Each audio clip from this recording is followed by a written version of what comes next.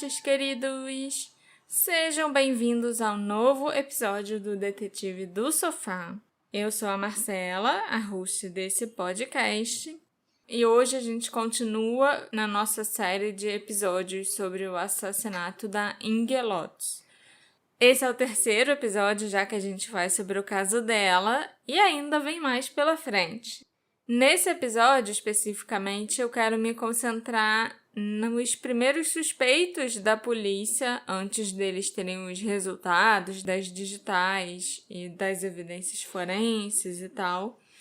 A gente vai discutir também o horário em que a Inge teria sido assassinada. E eu vou começar a entrar em detalhes sobre o julgamento do Fred Vanderwijver. E a gente vai falar bastante, especialmente sobre a primeira evidência que foi apresentada no julgamento, que são as impressões digitais do Fred. Você falou que vai discutir sobre a hora que ela teria morrido. Isso é algo que os ouvintes querem saber. Tem ouvinte que falou que anotou toda a timeline do dia. Sim. Pra ficar atento, pra imaginar onde pode ter acontecido. E só agora, no episódio 3, tem o payoff. Eu vou te falar que essa informação foi difícil de conseguir oficialmente, né? O que os legistas afirmaram. Mas a gente vai chegar lá. Mas então, antes da gente ir pra frente, eu só quero lembrar a todos os nossos ouvintes que esse aqui é um episódio 3 de uma série de X episódios. E eu queria dizer que nossos apoiadores ouviram isso aqui já há muito tempo, eu acho. Eu acho que quando você estiver ouvindo esse terceiro episódio, muito provavelmente o quarto já tá lá. Então, quem quiser ouvir mais cedo, vocês já sabem, basta se tornar um apoiador, porque os nossos apoiadores podem ouvir nossos episódios mais cedo. De novo, é muito importante pra gente, você se compromete com uma quantia que eu acho que não vai abalar muito o seu orçamento. Talvez não faça diferença para você e faz uma diferença enorme pra gente continuar com esse projeto. Quem sabe a Marcela continuar com esses casos gigantes, se vocês curtirem essa série de vários episódios sobre um caso. Então, por favor, considerem tornar-se nossos apoiadores. Dá para fazer isso pelo site da Aurelo e pelo site do Apoia-se, né, Marcela? Isso aí. E agora sim, me fala o que mais você tem para dizer sobre a morte da Inge Lotz. Vamos lá que o episódio de hoje vai ser longo, tá? Se mantém nos trilhos. É a única coisa que eu te peço. Sim, tá bom. Os investigadores não consideraram o Fred um suspeito do crime logo de cara, né, no início das investigações. As digitais encontradas na cena do crime foram inseridas nos dois sistemas imediatamente, antes mesmo que alguém verificasse o álibi do Fred. A polícia levou quase um mês para se concentrar nele, e durante esse tempo, os investigadores, na verdade, estavam suspeitando do colega de apartamento do Fred, o Marius Botha. Você lembra do Marius? Lembro. A polícia sentiu desde o início que o crime tinha sido cometido por alguém que a Inge conhecia bem. A única maneira do assassino ter entrado em seu apartamento seria ou se ele tivesse a chave, ou se a Inge tivesse permitido. Ela também estava vestida com um short de pijama e uma regata, e sendo uma pessoa bastante conservadora, ela não se sentiria confortável na frente de alguém com quem ela não tinha intimidade vestida assim. Com certeza era alguém próximo com quem ela se sentia bem à vontade. E a violência explosiva daquele crime foi pessoal. Foi um crime passional cometido por alguém que naquele momento sentia muita raiva da Inge. Eu quero então começar esse episódio examinando a relação entre a Inge, o Fred e o Marius Botha. O Marius foi o primeiro suspeito da polícia, né, como eu acabei de falar para vocês, e ele também foi fundamental no julgamento do Fred. Portanto, seu testemunho e o seu relacionamento com Inge e Fred são muito relevantes. E como o Marius foi considerado um suspeito no início, nós também iremos especular sobre o possível envolvimento dele no assassinato. A Ing e o Marius se tornaram bons amigos durante o primeiro ano de estudos na Universidade de Stellenbosch, em 2001, e compartilhavam o mesmo círculo de amizades. Nessa época, a Ing costumava receber os seus amigos na residência da sua família, em Welgemood. Ela ainda não morava sozinha, né? E segundo o Marius, o grupo de amigos deles costumava passar os finais de semana na casa dos pais da Ing. A Juanita era como uma tia querida para todos os amigos, e como ela mesma afirmou no tribunal, a família Lotz considerava o Marius um bom amigo da família. Embora o Marius e a Ing nunca tenham namorado, o melhor amigo dela, o Wimpy Boshoff, contou para os investigadores, quando questionado sobre isso, que o Marius já havia escrito poemas e uma carta de 1 metro de comprimento para Ing, e que ele estava secretamente apaixonado por ela no primeiro ano da universidade, lá em 2001. No tribunal, o Wimpy disse que muitos outros alunos do primeiro ano também corriam atrás da Ing e tinham uma quedinha por ela. O Wimpy afirmou que o Marius não continuou apaixonado pela Ing no ano seguinte.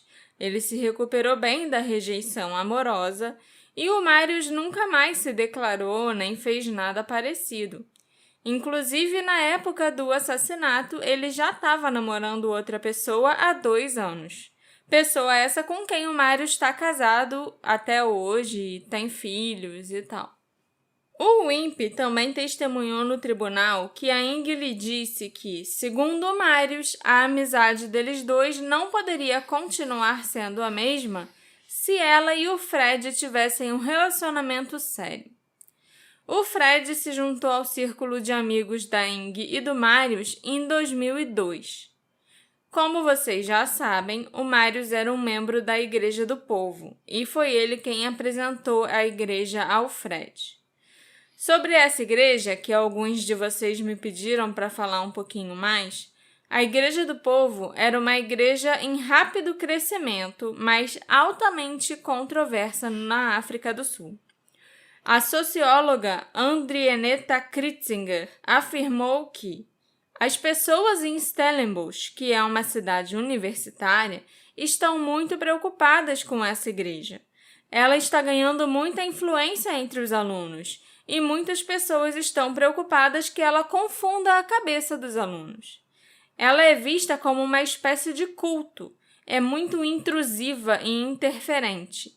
Dizem que ela dita como os seus membros podem conduzir as suas vidas sexuais, com quem podem namorar e com quem não podem, o que podem fazer uns com os outros e o que não podem. A igreja diz até o que pensar e o que não pensar. Era realmente um culto que estava ali tentando controlar os jovens da região, sabe? Uhum. E foi através do Marius que o Fred se tornou um membro muito devotado, que seguia cegamente a Igreja do Povo e que começou a tentar levar a Ing para frequentá-la também. O Marius também havia estudado ciências atuariais na faculdade e, assim como o Fred, tinha um emprego na Old Mutual, onde ele trabalhava como atuário assistente num departamento diferente do departamento do Fred e num andar diferente do prédio. Em fevereiro de 2005, o Fred e o Marius decidiram morar juntos num apartamento em Anfield Village, um condomínio muito próximo do prédio da Old Mutual em Pinelands. Era um lugar que dava para você chegar em menos de 5 minutos a pé. Antes de começarem a namorar, tanto a Ing quanto o Fred procuraram o Marius para saber a opinião dele sobre um possível relacionamento entre eles. O Marius inicialmente achou que não era uma boa ideia, principalmente porque a Ing dizia ocasionalmente que ela não queria se envolver num relacionamento sério naquele momento. Mas se eles realmente resolvessem namorar, o Marius os apoiaria. No seu interrogatório, em 17 de março, o Fred disse aos investigadores que no início de 2005 era do conhecimento geral dentro daquele círculo de amizade que a sua relação com a Ing era séria e que a atitude do Marius em relação a Ing e Fred mudou. A tensão aumentou e surgiram atritos entre Fred e Marius. O Fred disse que a situação ficou tão ruim que o Marius organizou uma festa de inauguração do apartamento, um open house, mas ele não convidou o Fred e a Ing, sendo que ele morava com o Fred, então seria bem difícil o Marius conseguir excluir o Fred da festa ou esconder a festa dele. O Marius afirmou que isso era mentira. Segundo ele, cerca de 2 semanas antes da festa, ele mandou convites por e-mail para todos os amigos. E como o Fred e a Ing eram um casal, o Marius só mandou o convite para o e-mail do Fred, que inclusive disse que eles não poderiam comparecer porque ele tinha que estudar para uma prova que ele teria na semana seguinte. Mais tarde, quando a Ing soube da festa, ela ficou extremamente chateada e até contatou alguns amigos que tinham comparecido para perguntar se eles tinham algum problema com ela. Mas depois tudo foi esclarecido. No mês de março de 2005, a época do assassinato, o Marius estava de licença no trabalho. Ele havia tirado essa licença para estudar e se preparar para os seus exames finais e para a defesa do seu trabalho de conclusão de curso, que aconteceriam no início de abril. Mas, no dia 15 de março, o gestor do Marius na Old Mutual telefonou e lhe pediu que ele participasse de uma reunião que aconteceria no prédio da empresa no dia seguinte. Segundo os registros da catraca de entrada do prédio, o Marius chegou na Old Mutual no dia 16 às 11h47 e saiu do prédio às 15h48. Os registros do seu celular não mostram nenhuma atividade entre a sua saída, às 15h48, e o momento em que o Fred chegou no apartamento deles, aproximadamente às 18h15. Nos dias após o assassinato da Ing ter acontecido, o Marius trocou de veículo com o Fred, que tinha uma picape que só acomodava 2 passageiros, para que o Fred pudesse dirigir com os pais dele pela região. Os pais do Fred foram apoiar o filho, apoiar a família da Ing, participar do funeral dela e tal. E o Marius também saiu do apartamento para que os pais do Fred pudessem ficar hospedados e mais à vontade por lá, dando apoio ao filho. Depois que o Marius voltou para o apartamento, ele descobriu que alguém havia bisbilhotado os seus pertences pessoais, incluindo aí os seus diários. Foi quando referências específicas a uma maldição foram encontradas no diário do Marius pelo Fred e pelos pais dele. Em uma passagem do seu diário, o Marius escreveu: Senhor, perdoe-me por amaldiçoar o Fred e a Ing. Louis van der Wyver, o pai do Fred, enviou cópias do diário para os detetives particulares que a família contratou para ajudar na defesa do Fred. E esses investigadores particulares, por sua vez, pediram à polícia que executasse um mandado de busca no apartamento, para que o diário pudesse ser levado e usado como prova legalmente.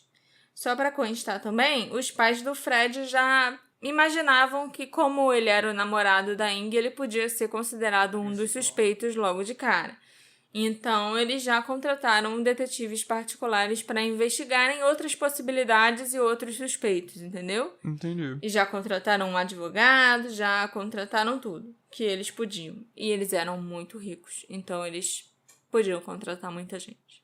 A existência desse diário vazou para a mídia através dos investigadores particulares da família van der Wyver. E é claro que a mídia fez a festa e começou a noticiar o conteúdo do diário do Marius. Aparentemente, o Marius também afirmou em seus escritos particulares que ele temia o fracasso e a rejeição, que ele se sentia inferior e que muitas vezes ele era uma pessoa amarga. Ele acreditava que isso poderia significar que uma maldição de gerações anteriores da sua família repousava sobre ele. A mídia ainda relatou que outros documentos aos quais os jornalistas tiveram acesso afirmavam que o Marius vinha de uma família com um longo histórico de disfunções emocionais. A polícia confirmou que esses documentos, bem como outros escritos do diário, faziam parte da investigação.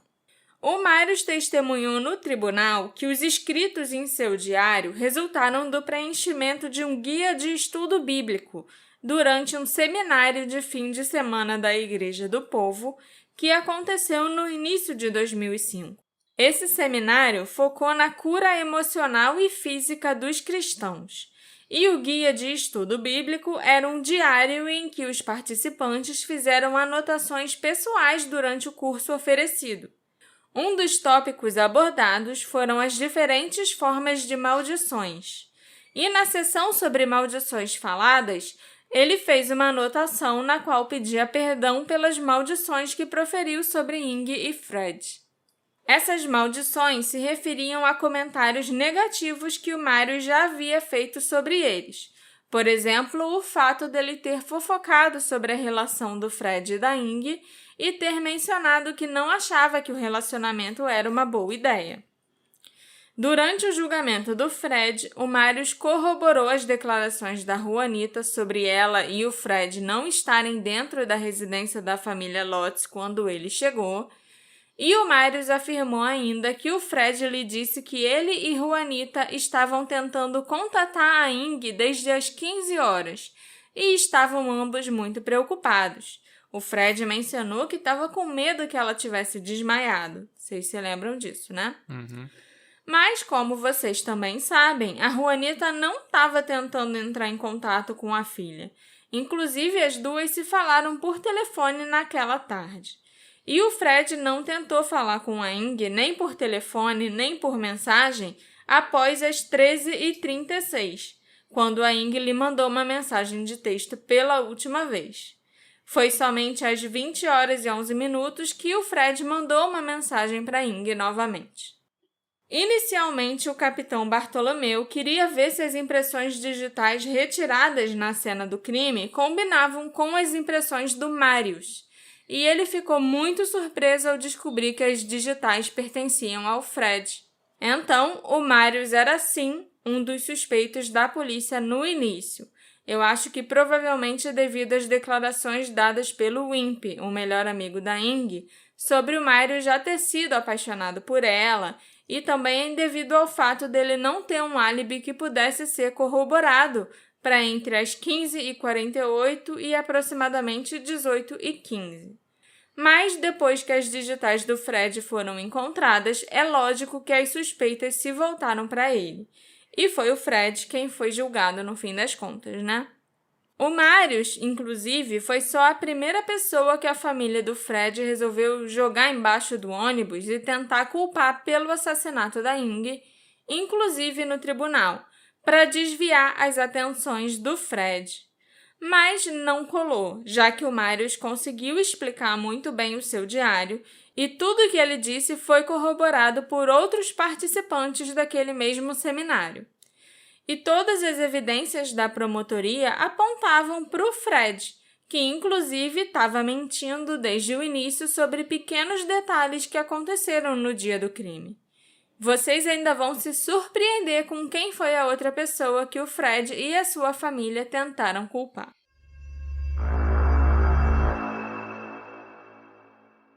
A comunidade ficou indignada com o assassinato brutal da Ing Lotz e houve muita pressão sobre a polícia para resolver o caso. Mas a incompetência fez do assassinato da Ing uma das investigações mais fracassadas da polícia sul-africana nos últimos tempos. Para começar, o legista não foi capaz de determinar o horário da morte da Ing. Na verdade, ele não foi capaz nem de estipular uma janela de tempo razoável em que o crime tinha acontecido, sabe? A determinação oficial é simplesmente que a Ing foi assassinada em algum momento entre as 16 horas e quando seu corpo foi encontrado às 22h30. Caraca. Pois é. E isso não ajuda em muita coisa. Na verdade, eu acho que não ajuda em nada, né? E muita gente, nossos ouvintes inclusive, estavam esperando por isso, sabe? Então eu imagino que seja um balde de água fria. Ou não, porque eu tenho lá a minha teoria de que horas o assassinato aconteceu. Ok. Eu vou explicar para vocês agora. Eu particularmente acho que o legista está errado. A minha opinião é de que a Ing foi assassinada entre as 15h30, depois que ela chegou em casa com as suas compras e o seu DVD alugado, e às 17 horas. Eu vou explicar exatamente por que eu acho isso. De acordo com um recibo encontrado em sua bolsa, às 14h55, a Ing comprou um hambúrguer na rede de fast food Steers. Depois disso, às 14h57, ela foi capturada pelas imagens da câmera de segurança da loja de conveniência Spar, que era ao lado da Steers. Eu coloquei, inclusive, essa imagem da Ing no Instagram para vocês verem lá, referente às imagens do episódio 1. Nessa loja de conveniência, a Ing comprou uma revista e um refrigerante. Às 15h07, ela foi numa locadora de DVDs chamada The Video Place e alugou o filme Mulheres Perfeitas, né? A gente já falou desse filme lá, acho que no episódio 1. Todos os 3 estabelecimentos estão localizados no mesmo shopping center, que fica a aproximadamente 5 minutos de carro do apartamento da Ing. Ah, Marcela, mas até aí não tem nenhuma novidade, né? Isso tudo que você falou agora a gente já sabia. Eu sei, pessoinhas, mas é importante para eu explicar minha teoria para vocês. Algum tempo depois das 15h07, a Ing chegou de volta no seu apartamento. É provável que a Ing tenha entrado na loja de conveniências e na locadora de DVDs enquanto seu hambúrguer estava sendo preparado. Ao invés de ficar no Steers esperando, ela foi escolher um filme e depois buscou o hambúrguer. Nós sabemos que a Ing levou a comida para casa por causa de fotos da cena do crime que mostravam a embalagem para a viagem do hambúrguer, que ainda estava na bancada da cozinha dela. A embalagem? A embalagem. Ou o hambúrguer? Não, o hambúrguer ela comeu e ela deixou a embalagem vazia, né, em cima do balcão. E ela tinha vazia também. Como a distância desse shopping até o apartamento da Ing é de aproximadamente 5 minutos de carro, eu presumo que a Ing tenha chegado em seu apartamento por volta das 15h20 ou 15h25. A sandália que ela usou para sair foi encontrada na cozinha e a calça jeans estava numa cadeira em seu quarto. O relógio da Ing foi encontrado em cima de uma prateleira. Ao falar com a mãe dela, a Juanita, mais cedo naquele dia, a Ing mencionou que estava cansada e queria descansar antes de começar a estudar às 17 horas. O filme Mulheres Perfeitas tem uma duração de 1h32, e é por isso que eu acho que a Ing foi assassinada entre 15h30 e 17 horas, porque quando o Cristo chegou no apartamento e encontrou o corpo da Ing, a TV dela ainda estava ligada, com o volume alto, e o menu do DVD do filme rodando em looping. Se ela queria descansar e relaxar, quando chegou em casa com o hambúrguer, ela provavelmente ia botar o DVD para assistir, enquanto descansava para estudar às 17 horas, como ela falou para a mãe dela, certo? Uhum. Para quem não lembra, né?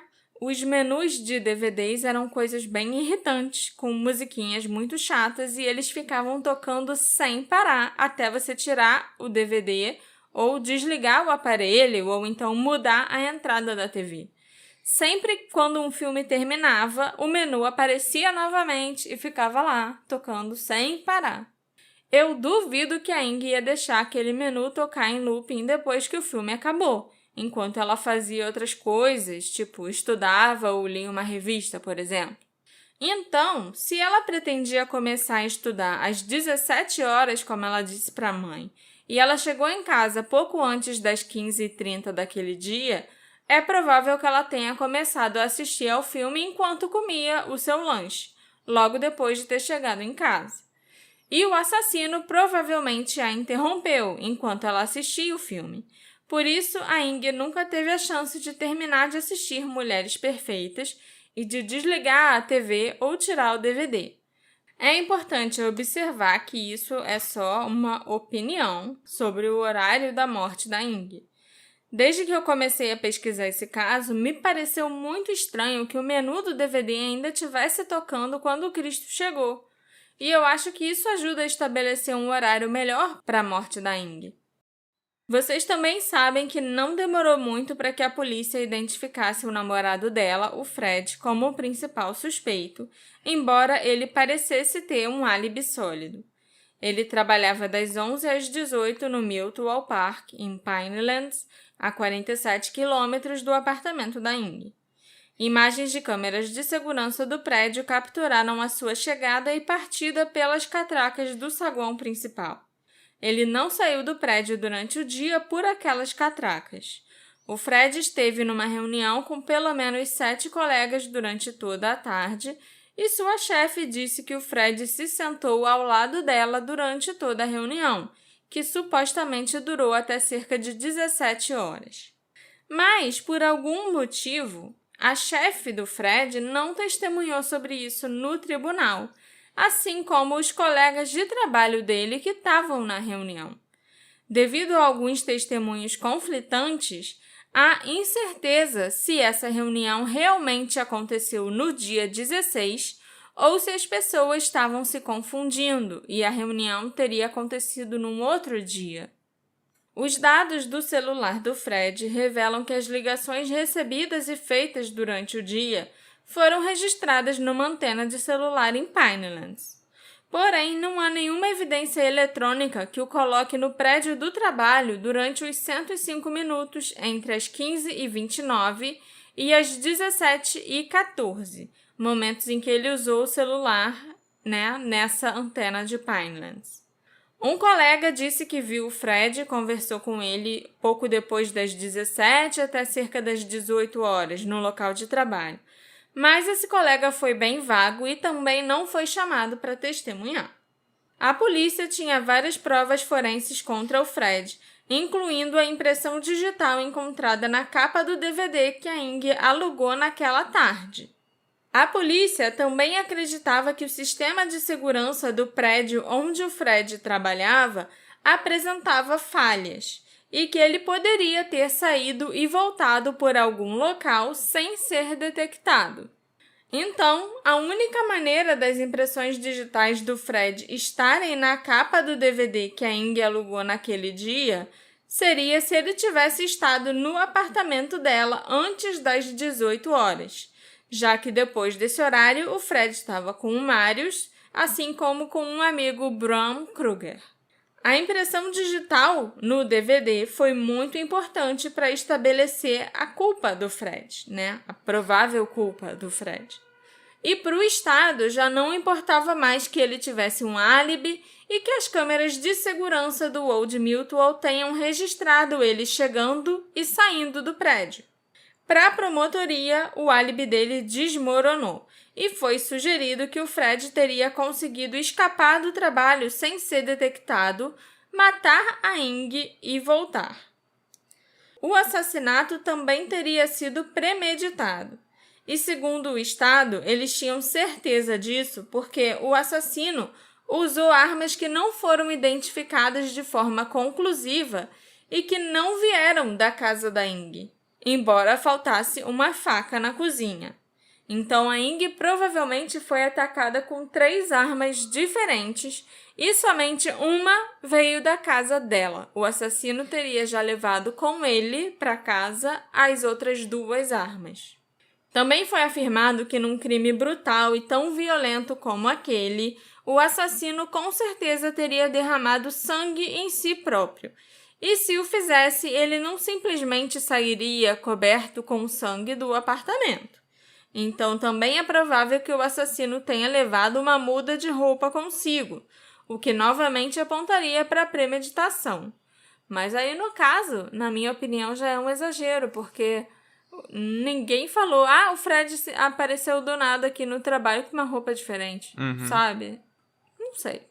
Em junho de 2005, 2 meses depois do assassinato da Inge Lotz, a polícia se preparava para prender o seu namorado Fred pelo assassinato. Seguindo o conselho dos seus advogados, o Fred foi à delegacia de polícia de Cloetsville e se entregou, ainda professando sua inocência. Ele pediu para fazer um teste do polígrafo, no qual ele passou e não demonstrou sinais de ter mentido ou de ter tentado enganar a polícia. A acusação considerou, no entanto, que o caso contra o Fred era suficientemente forte. Eles estavam reunindo evidências e depoimentos de testemunhas para apresentar no julgamento. Uma busca em seu apartamento revelou um tênis esportivo que supostamente correspondia à marca de sangue no chão do banheiro da cena do crime. Os tênis da marca High-Tech tinham sido lavados recentemente. Eu vou falar sobre a marca de tênis e essa provável pegada no chão do banheiro no próximo episódio, em detalhes, né? E quando perguntaram para o Fred se ele possuía um martelo, ele se lembrou de um martelinho ornamental que também era um abridor de garrafas que lhe foi dado de presente de Natal pelos pais da Inge. No cabo prateado desse martelo estava gravado Fred 2004. O martelo estava no carro do Fred, atrás do banco do motorista, mas ele afirmou que não se lembrava que o martelo estava lá. E eu também vou falar mais sobre esse martelo e a gente vai discutir se ele pode ter sido uma das armas do crime mais para frente. Mas não havia nada mais importante para a promotoria e para o julgamento em geral do que as digitais do Fred na capa do DVD. O problema é que a evidência foi contestada e até hoje os especialistas não conseguiram chegar a um consenso sobre de onde, de qual superfície aquelas digitais realmente vieram. E isso abalou completamente o caso contra o Fred Vanderwyver. Por isso, nós agora vamos nos aprofundar completamente nessas impressões digitais. 2 anos após o assassinato da Inge Lotz, o julgamento contra o Fred Vanderwyver começou no Tribunal Superior do Cabo. O sistema judicial sul-africano não inclui julgamento por júri. O caso é apresentado e defendido em tribunal e presidido por um juiz. O julgamento do Fred se tornaria uma batalha de 9 meses, com histórias de incesto, canibalismo, uso de drogas e infidelidade, tornando o caso às vezes absurdo. Muitas testemunhas especializadas internacionais foram chamadas para depor. O juiz Deon Van Zyl teve a árdua tarefa de examinar todas as informações que foram por vezes provadas, refutadas, contraditas e até mesmo fabricadas. A primeira prova apresentada pela promotoria foi a impressão digital na capa do DVD, que colocava o Fred na cena do crime depois das 15 horas. E é sobre ela que a gente vai entrar em detalhes agora. A impressão digital retirada da capa do DVD que estava na mesa de centro do apartamento da Inge foi rotulada como Folien 1 e se tornou uma das evidências forenses mais controversas do julgamento do Fred. As impressões digitais do Folien 1 correspondiam às de ninguém menos que o Fred. O Estado, portanto, alegou que o Fred esteve no apartamento da Inge depois das 15h07, quando ela alugou aquele DVD. Embora isso não significasse que ele a tivesse assassinado, certamente tornou seu álibi inútil. Por isso, a gente vai examinar a história por trás desse Folien 1. Para começar, deixa eu explicar o que é um Folien, porque eu estou usando essa palavra estranha desde o episódio 1, se eu não me engano, e vocês ainda estão se perguntando o que é isso. Provavelmente, né? O Folien é uma espécie de borracha ou gel usado na África do Sul para levantar impressões digitais. Eu até encontrei alguns à venda na internet e a descrição diz que essa superfície adesiva especial foi projetada para absorver todas as partículas de pó da impressão digital revelada, sem grudar no local onde a impressão está. E isso se aplica até mesmo a superfícies porosas. Esse produto revela-se particularmente útil na remoção de digitais de superfícies muito granuladas ou irregulares e curvas. Simplesmente remova a película protetora e cubra a impressão digital com o material. Então, para recapitular o assunto do episódio anterior sobre a investigação inicial, o policial Elton Swartz, que era o responsável por coletar digitais, foi convidado a voltar à cena do crime no dia seguinte de manhã, 17 de março, para ele poder analisar a cena, procurar digitais e coletá-las se fosse o caso.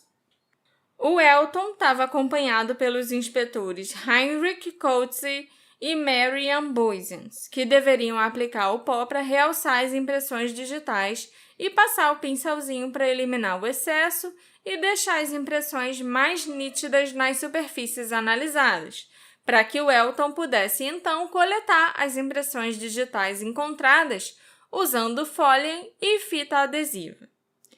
A equipe encontrou 11 impressões de palmas de mão e impressões digitais identificáveis, e elas foram retiradas de 6 superfícies do apartamento.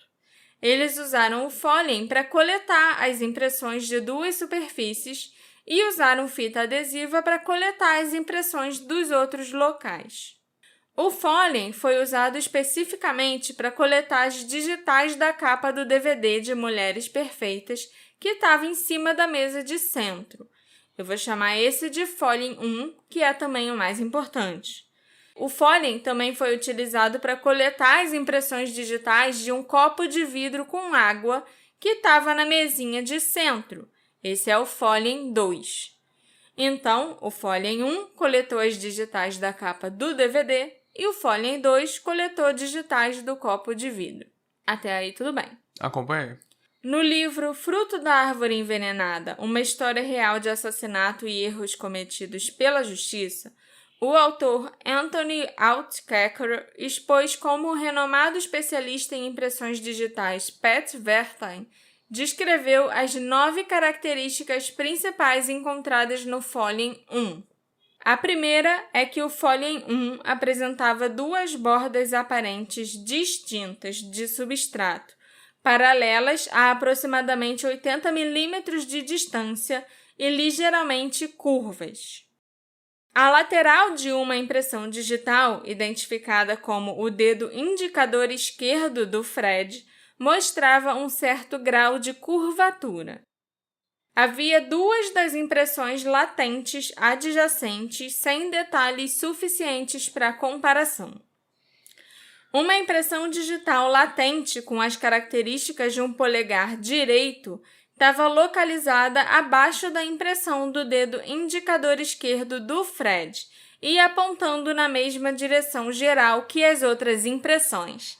Essa impressão foi identificada como sendo do polegar direito do Fred. Uma marca latente semi-elíptica alongada foi depositada na caixa do DVD enquanto estava molhada ou úmida, mas ela secou antes de ser analisada e pincelada. Ela é consistente em tamanho, forma e localização com uma impressão labial. Havia diversos outros fragmentos de detalhes de pontas de dedos, sem quantidade e qualidade suficientes para terem valor de comparação.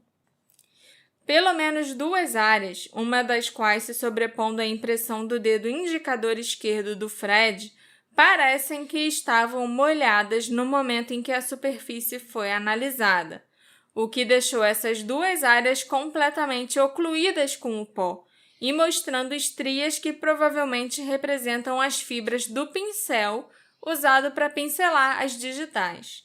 Isso sugere que havia pelo menos 2 gotas de líquido na superfície no momento em que a análise começou a ser feita. Há uma série de formas que parecem refletir gotas completamente secas na superfície da capa do DVD no momento em que ela recebeu o pozinho e foi pincelada. E a última característica é que, além das áreas de desenvolvimento específico, pouco pó parecia ter aderido à superfície, sugerindo que a capa do DVD estava limpa e sem propensão para atrair ou reter o pó por si só. Te perguntar uma coisa. Você falou muito sobre umidade e gotas e uma impressão labial.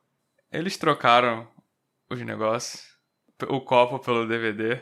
Isso é o que a defesa afirma e o que os especialistas contratados pela defesa também afirmam. Porque a impressão do lábio me pegou muito. Me pegou também. E um copo não significaria nada, né? Já que o Fred vivia lá e estava lá naquela manhã. Aham. Mas espera aí que a gente vai chegar lá, entendeu? Tô queimando pauta. Tá. O policial Elton Swartz, que foi quem coletou as impressões com Folien e fita adesiva, testemunhou no tribunal que ele aplicou o Folien na parte frontal externa da caixa de DVD, cujo lado da abertura ficava à direita à sua frente. Para mostrar qual era a parte superior do Folien, ele cortou a pontinha. Ele removeu o filme plástico do Folien e depois o colou na parte de baixo da capa do DVD, mas nenhuma digital identificável foi discernível na parte de baixo da capa, então o Elton destruiu esse Folien.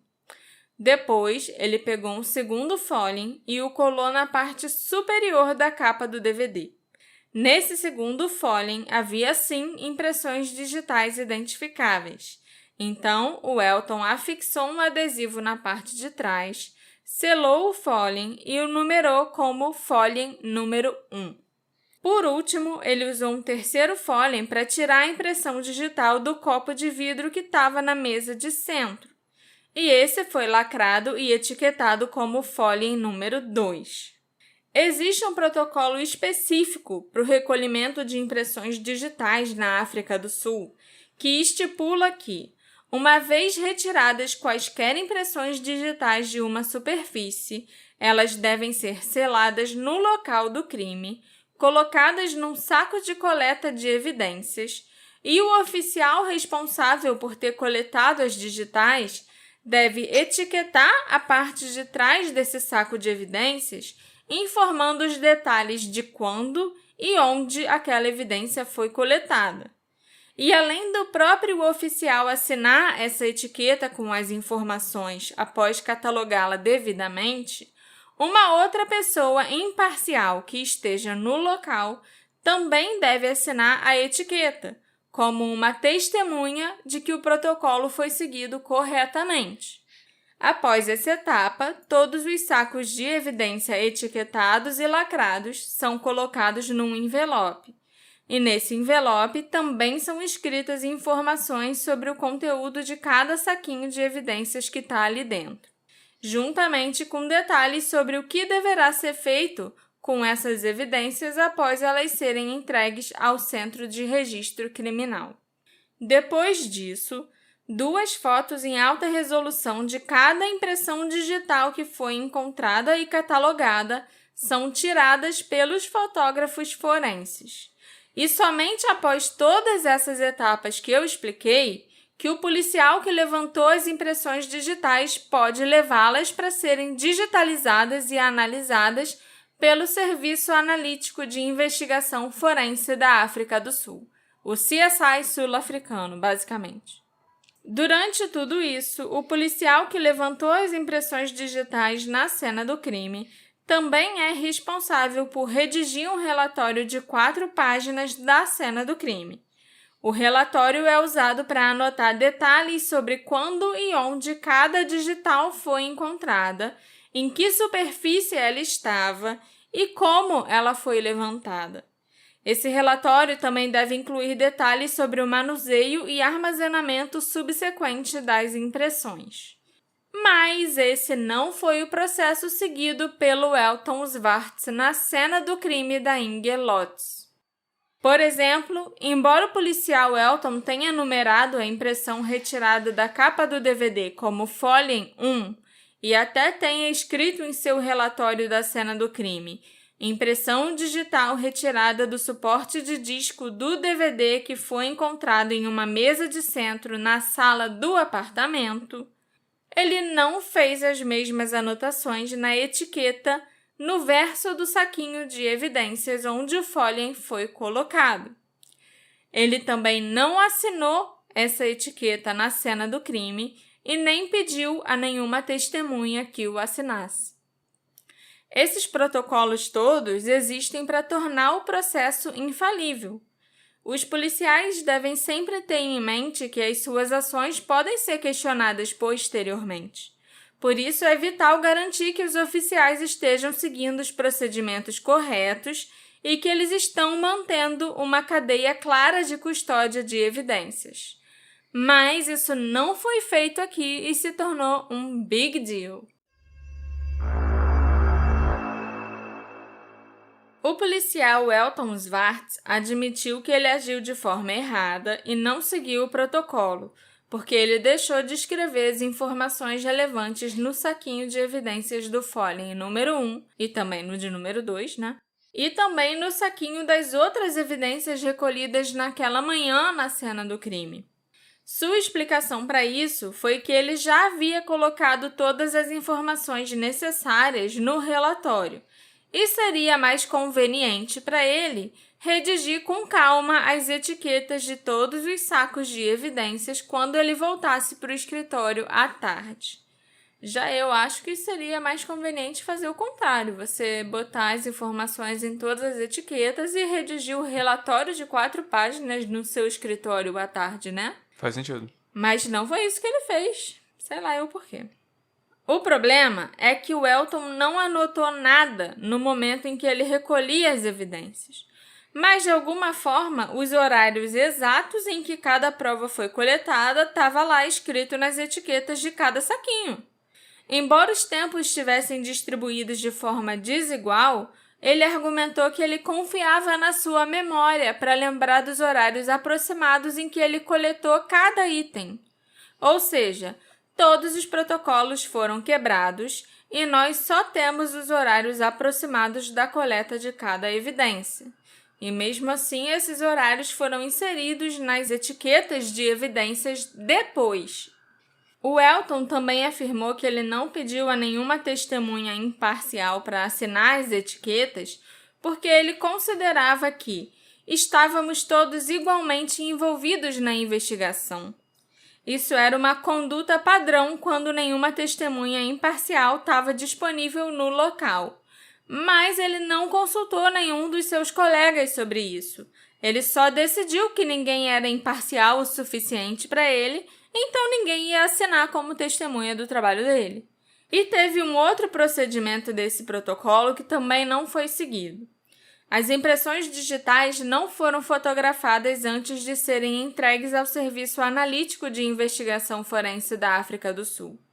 Em vez disso, as impressões digitais originais, nos Follens e nas fitas adesivas, foram entregues diretamente ao CSI sul-africano e digitalizadas lá. O superior do policial Elton Swartz, o capitão Andrews Matthews, foi quem lhe disse para abrir uma exceção e levar as impressões originais imediatamente porque se tratava de um caso urgente. Tá aí o chefe sempre dando um mau exemplo, por isso que o subordinado faz merda.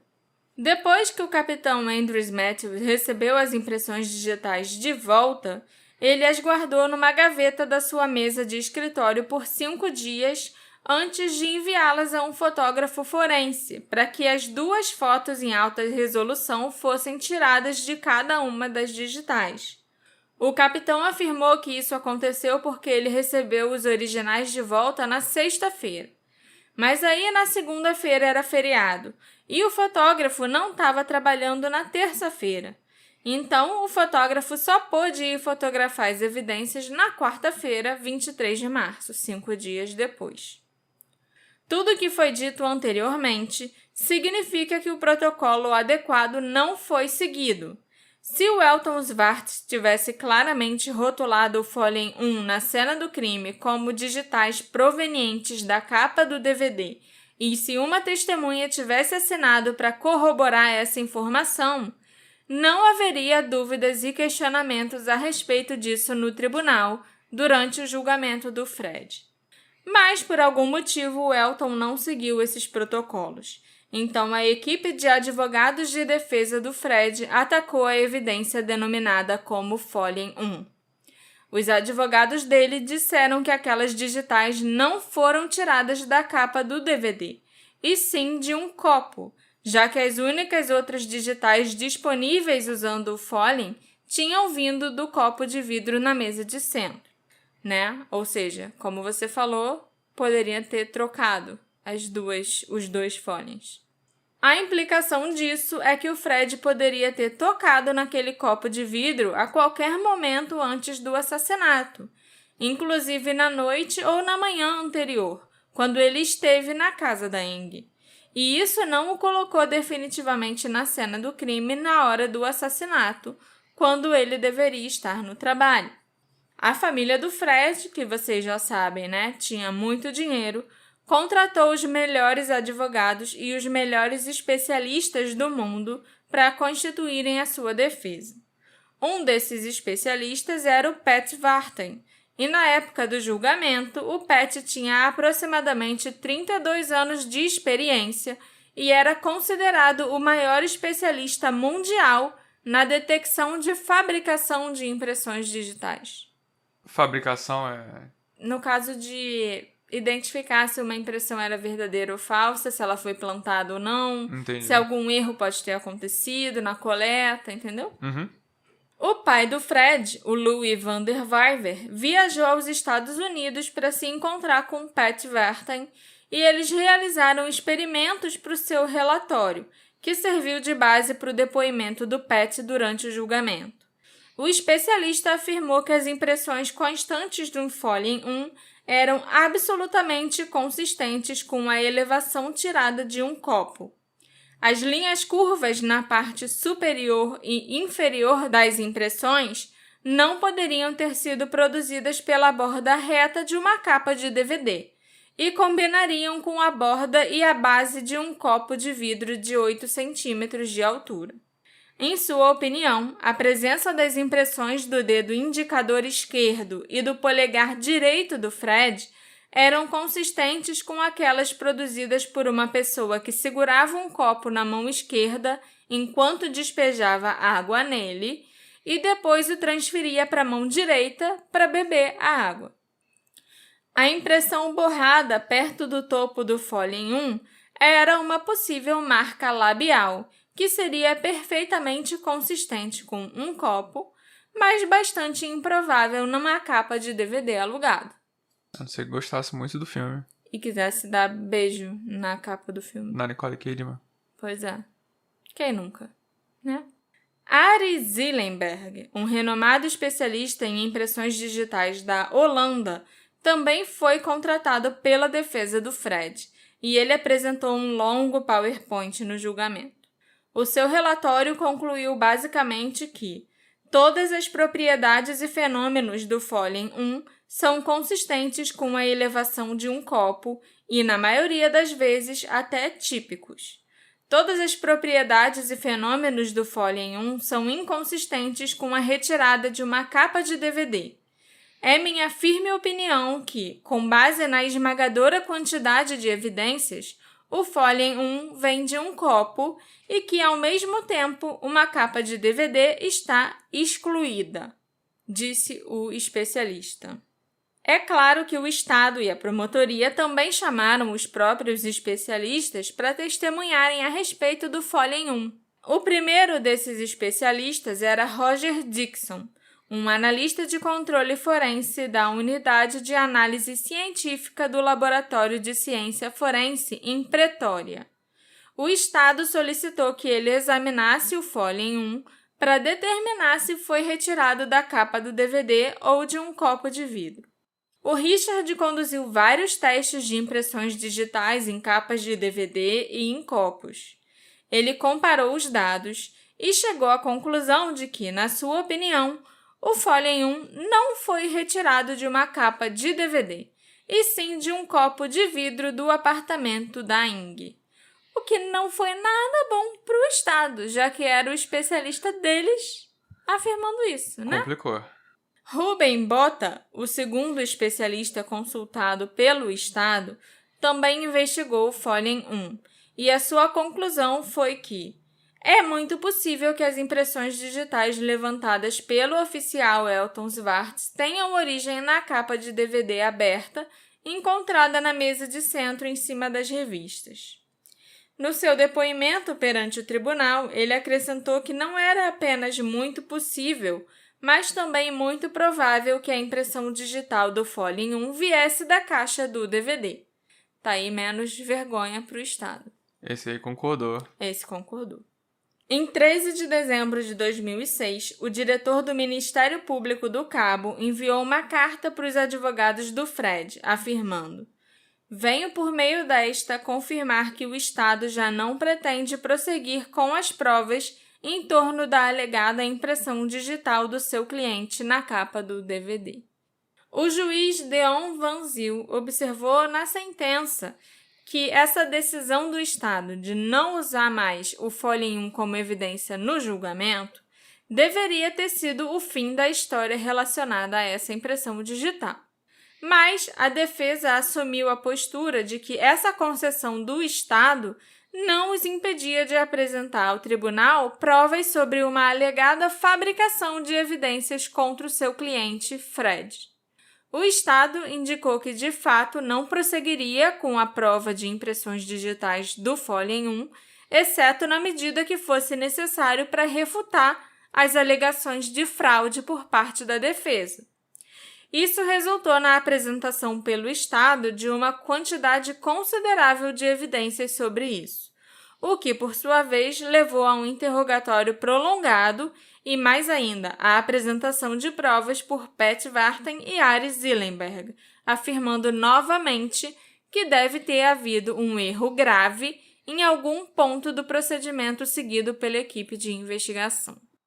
O juiz disse que não se pode excluir que a culpa possa ser atribuída à negligência ou mera incompetência, e que isso é irrelevante, porque o mérito do caso pode ser decidido sem que se chegue a uma decisão sobre esse assunto. Conclui-se, portanto, que este tribunal deve necessariamente concluir que o Estado não conseguiu provar que a impressão digital do acusado no Folien 1 veio do recipiente de DVD. As probabilidades são esmagadoras de que tenha realmente vindo de um copo. É claro que não há nenhum ônus para a defesa em mostrar de que copo de vidro específico ela pode ter vindo. Infelizmente, isso terá que permanecer uma questão sem resposta, foi o que afirmou o juiz. Só um adendo rápido, né? Para piorar a situação, tem mais um detalhe sobre a capa do DVD que vocês ainda não sabem. O inspetor Deon de Villiers, um dos investigadores, da cena do crime, devolveu o DVD de Mulheres Perfeitas, com capa e tudo, para a locadora The Video Place em 24 de março de 2005. Para não pagar multa. O juiz Van Zyl expressou consternação com isso. Em mais de uma ocasião durante o julgamento, expressei meu grave descontentamento com esse procedimento. É ultrajante que a polícia tenha renunciado voluntariamente à posse de uma prova tão importante. Escusado será dizer que a defesa deveria ter tido a oportunidade de examinar mais detalhadamente o material original. No entanto, eu quero salientar que as leis de provas da África do Sul estabelecem que, uma vez que uma impressão digital tenha sido levantada, é a própria impressão levantada, capturada fisicamente em fita ou numa fotografia de alta resolução, que é usada como prova, e não o objeto de qual a impressão foi levantada. Portanto, a devolução do DVD não pode ser considerada uma negligência. Não oficialmente. Mas que foi uma puta cagada, foi porque nem eles próprios puderam usar a capa para dizer, tá vendo? Foi daqui que a gente tirou. Repetiu o teste. Repetiu o teste ou algo parecido. A mídia, com razão, crucificou a polícia. Na luta para compreender por que tantos erros foram cometidos, foram feitas acusações de encobrimento. Mas por que a polícia mentiria ou plantaria provas? Não havia como eles saberem da história da briga do Fred com a Ing na manhã do assassinato ou até que ele seria um suspeito. A equipe de defesa do Fred teve que aceitar que não houve um encobrimento, mas que policiais inexperientes foram enviados ao local, policiais que nunca deveriam ter sido encarregados de resolver um assassinato tão brutal. Atualmente, existem especialistas e investigadores amadores que afirmam terem conseguido provar que aquelas digitais vieram sim de uma capa de DVD e não de um copo. E muita gente acha que o juiz se impressionou com os especialistas internacionais contratados pela família do Fred. Mas isso é assunto para o próximo episódio. Eu acho que complicou a situação, porque se tudo se baseava numa digital tirada da capa do DVD, sim, né? A partir do momento que você desiste da capa do DVD, não tem mais caso, não tem mais argumento, né? Eu acho até que era o processo ter acabado ali. Não, até existiria, porque na África do Sul, segundo a legislação, isso não seria um problema, devolverem a capa do DVD. O problema foi não terem seguido, o Elton Swartz não ter seguido os protocolos corretos. Não, eu nem disse... O que acabou com o caso. Aparentemente essa questão de devolver a capa, apesar de pegar mal, é irrelevante. Sim. Eu digo da promotoria ter desistido. Olha, a gente viu que não tem mais futuro essa questão. E então a gente não vai mais tratar da impressão digital. Eu acho que não tem mais caso. Sim. Era pra ter acabado ali. Na verdade, ainda tinha uma outra evidência, que a gente vai falar no próximo episódio, que seria a marca de pegada que batia com o tênis do Fred. Que eu lembro... Segundo a promotoria, batia com o tênis do Fred. E eu lembro que era também um mega especialista em pegada eletromagnética, eletrostática, que fazia o impossível pra tirar uma pegada. Exatamente. E isso é tema do futuro. Do próximo episódio. Porque esse aí já tá grande. Porque esse tá grande e eu já falei muito aqui sobre coisas técnicas envolvendo uma evidência que era a mais importante do julgamento, né? E que foi desbancada e desconsiderada e até pela própria promotoria. Então agora, no próximo episódio, a gente vai falar sobre a outra evidência supostamente importante que a promotoria tinha contra o Fred. Só lembrando, se você estiver ouvindo esse episódio na data que ele foi oficialmente publicado, que deve ser quando? Que deve ser no dia 28 vai o 2, que deve ser no dia 4 de abril, eu acho. Eu imagino que a parte 4 da Ing já esteja disponível.